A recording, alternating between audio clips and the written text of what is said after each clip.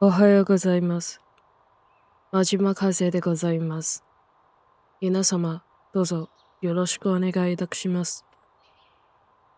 今日起身呢就唔夠 up 啦，今日起身就同大家講個正經少少、deep 少少嘅話題啦，就係關於我呢一個唔好掂掂嘅體質。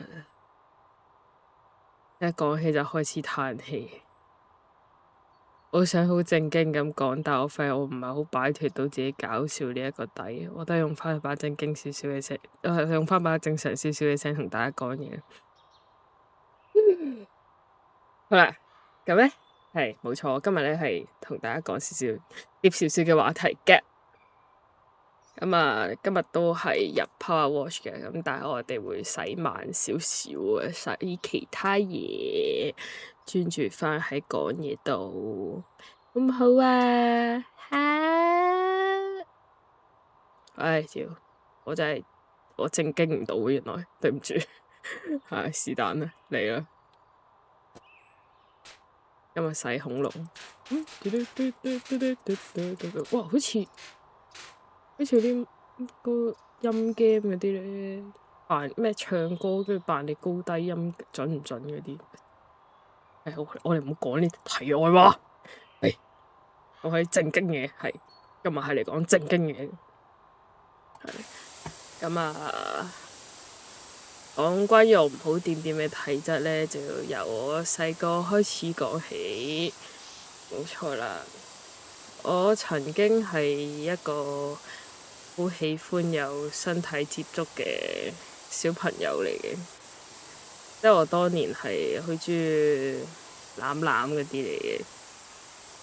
直到一場法官大人判為無罪釋放嘅過去，我正式成為咗唔好掂掂嘅體質嘅。而呢一個體質呢，係直接影響到我整個人生。先不論戀人呢，我係友人，甚至親人呢，都係唔可以掂嘅。咁到底點解會咁樣呢？首先呢，我哋就要講返喺我10零歲嘅時候，嗰一年發生嘅一件事，就係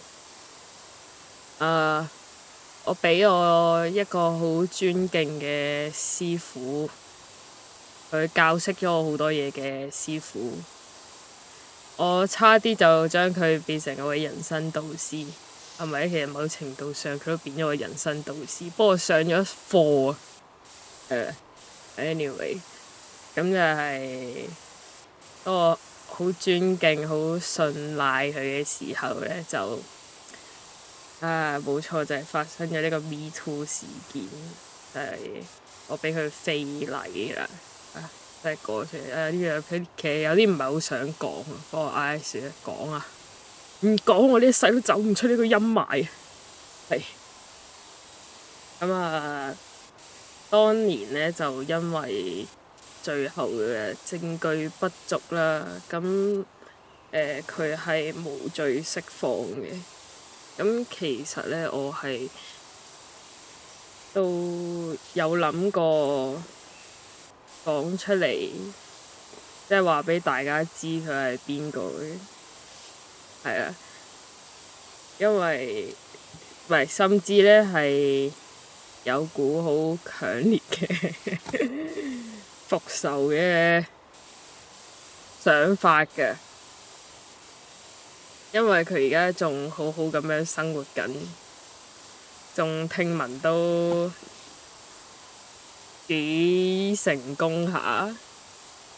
咁但係但係法律上佢係冇罪嘅，所以就無謂講佢出嚟啦，係啦，就唔講啦。咁但係對我嚟講呢，呢件事呢，就從此之後呢，我就變晒啦。我又變咗另一個人啦。我就開始發現自己呢係唔能夠被掂嘅，我唔可以再接受到人觸碰我嘅。就唔係唔中意嘅，純粹係即係身體會有反應，會縮啊，會抗拒啊，會覺得唔舒服啊。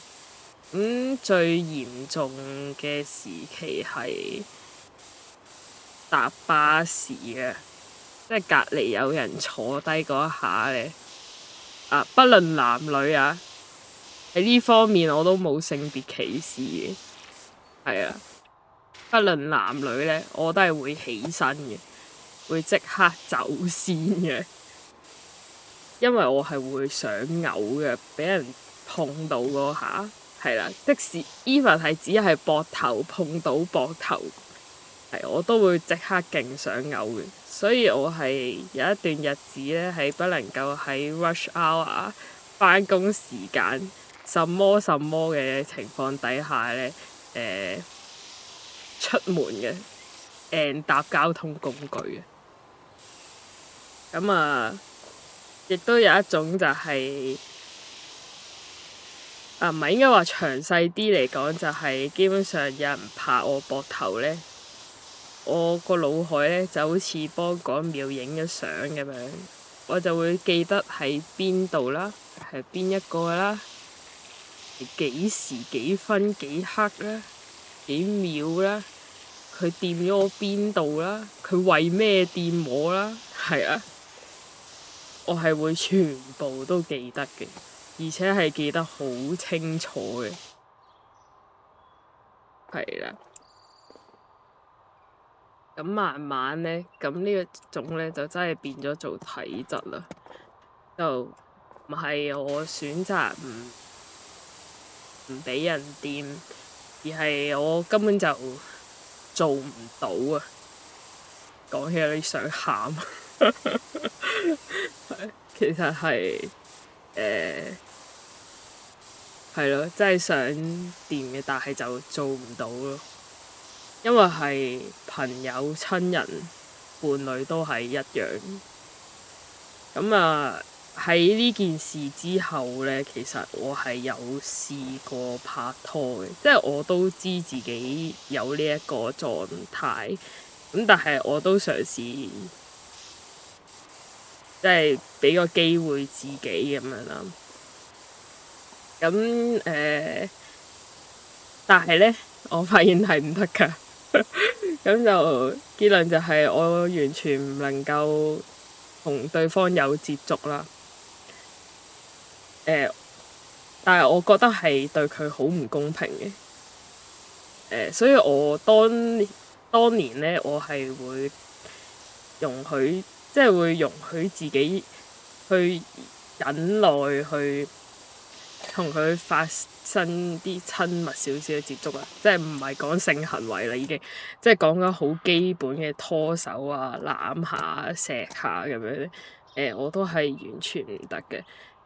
甚至乎係每一次分開之後呢，我係即係返到屋企呢，我係會即刻洗手啦、沖涼啦，然後諗返，即係如果諗返嗰個畫面呢，我係會嘔嘅，我係即刻劏落個廁所度，真係唔係，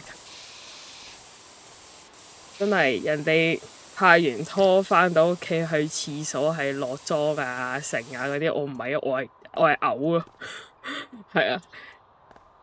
咁對我嚟講，呢個一直都係一個問題啊，真係都好難唔係一個問題嘅啦，其實。咁就因為問題嘅嚴重性呢，就覺得自己要睇下醫生啊，做下輔導咁樣，咁就花咗好多年時間啦。因為其實都真係過咗好多年嘅啦，件事同而家係講緊疫情前嘅事情嚟嘅，係啦。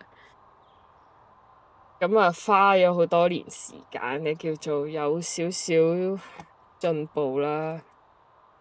咁喺醫生方面咧，醫生除咗斷症咗我有呢一個 depression 同埋 anxiety 之外咧，咁當然呢兩樣嘢佢就開藥俾我啦。咁但係喺同人接觸方面，我會 panic 呢個位置，佢當然都有從事用藥物去幫助我嘅。咁但係佢同時間都有同我講，就係話我呢啲 case 係一定要睇埋輔導㗎啦，即係唔可以淨係食藥嘅，即係點都要靠輔導，因為始終都係一個心理上嘅障礙嚟㗎。咁啊，輔導嚟講咧，其實我好細個就有睇㗎啦。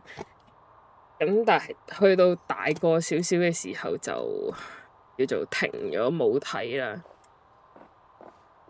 係啊，咁但係去到呢一件事之後咧，我就重新揾翻我個輔導，就同佢傾翻，就叫做見翻輔導啦。講埋醫生嗰部分先。醫生除咗開藥同埋叫我睇輔導之外咧，佢有同我做一個非常之常見嘅喺呢類型嘅病上面非常常見嘅一個治療，就係鋪路治療，即係行為治療。唔係科普，唔係科普，我鳩噏嘅啫，即係大概個名係咁啦。係唔係科普？我戴翻10萬個頭盔先屌。係唔係科普？個名大概係咁。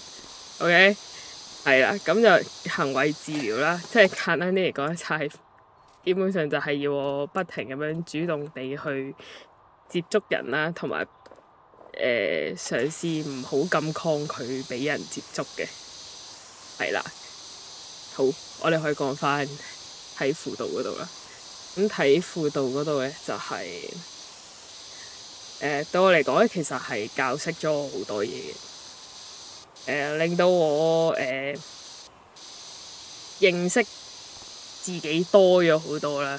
即係要睇完輔導之後，先發現其實有好多嘢要人哋不停咁樣問你，你先會去諗翻啊！原來我係一個咁樣嘅人，原來從來都冇留意過自己係一個點樣嘅人。係人哋去問你嘅時候，你先要去諗。咁呢個係佢其中一樣嘢，我喺睇輔導嘅時候學到嘅。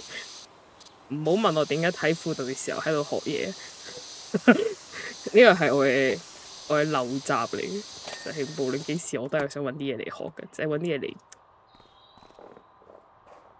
唔知學下咯，咁樣係。咁啊，anyway， 唔得，我好容易分心啊！今日我想專心少少嘅，但係其實我唔係好專心到。我係嗰啲被懷疑有 ADHD 嘅小朋友，所以我而家唔係好專心到，但我好努力咁專心。好，加油啊！你得嘅，好。同埋真係唔係好想講，係。anyway，咁啊，係啊，咁睇完輔導之後咧，我就開始叫做學識點樣去理解自己啦。呢個係好重要嘅，因為以前係唔係好理解自己，唔係好了解自己嘅。係啊，咁就話說就喺個輔導入面就叫做重新審視返自己啦。係啊，就問到底係咪其實由嗰件事開始我先至咁抗拒俾人掂嘅咧？同人有親密接觸咧？定係其實以前已經有呢啲徵兆咧？咁當我真係去諗返嘅時候，我發現以為原來好似喺好多年前仲係塞豆窿嗰陣，有一件事我係一直都記住嘅喎，我係記到而家嘅喎。就係細個嘅時候咧，咁啊每星期咧都會翻去嫲嫲屋企啊，同阿嫲嫲食飯嘅。咁就離開嘅時候咧，阿爸爸媽媽咧就叫我錫啖嫲嫲啦咁樣。咁啊，雖則咧，其實我係唔係好想嘅。咁但係喺群眾壓力同埋家長嘅壓力底下咧，我係冇得 say no 㗎。我係冇乜得點揀嘅，即係你阿媽叫你做你就做㗎啦，係咪先？冇得揀㗎嘛，係咪？咁喺呢個時候咧，我嫲嫲呢位老人家，佢竟然係逼我錫佢個嘴啊！係佢個嘴啊！我就係好明顯，我係一啲都唔想㗎啦。咁但係喺呢個 moment，我老豆老母係袖手旁觀，冇做過任何嘢。真係嗰一刻咧，其實係我而家諗翻我都好想有，我真係覺得好核突啊！sorry， 因為真心覺得有啲想嘔，唔係扮係。咁啊，順帶一提啊，我係到而家咧，我都係仍然係要每個禮拜翻去同阿嫲嫲食飯。我嫲嫲仍然係非常之健壯嘅，係比我更加健康嘅。冇錯啦，咁其實咧講到尾咧，我想講嘅係咧，我唔係唔想俾人掂啊，係我係做唔到啊，臣妾做唔到啊。有啲嘢咧未必會好返，亦都未必會消失啊！未必會突然間消失咧，係啊。咁啊，我而家做緊嘅咧就係學下點同呢樣嘢共存啦，慢慢令到佢離去啦，然後用一個舒服啲嘅方式生活啦，係啦，繼續活落去咁樣啦，係啦，就係想講咁多啫。我哋返去先。好，今日要講嘅就係咁多，沉重話題完畢。では皆様、良い一日ありますように。真島風でございました。